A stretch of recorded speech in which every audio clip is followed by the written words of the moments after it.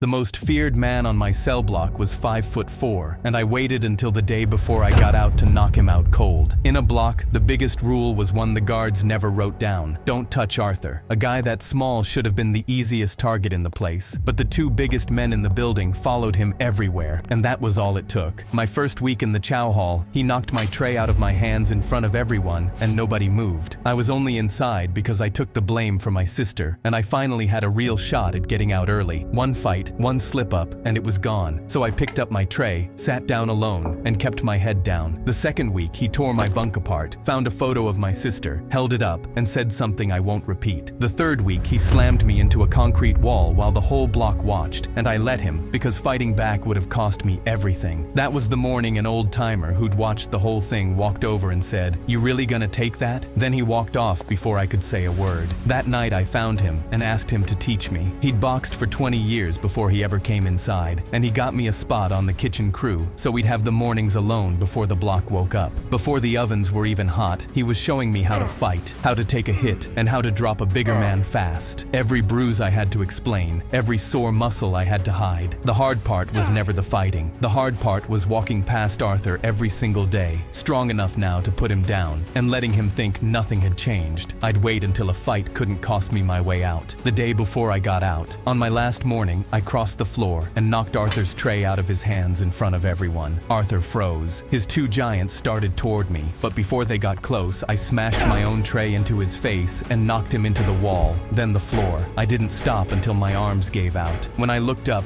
the two giants hadn't moved. I told them I might not make it out of here, but one of them wouldn't either, and they could tell I meant it. Both of them wet their pants and ran out of that chow hall. It turned out the two scariest men on the block were pussycats, and nobody had ever called their bluff. I walked out the next morning a free man. My sister never found out what it cost me. I'd do it again.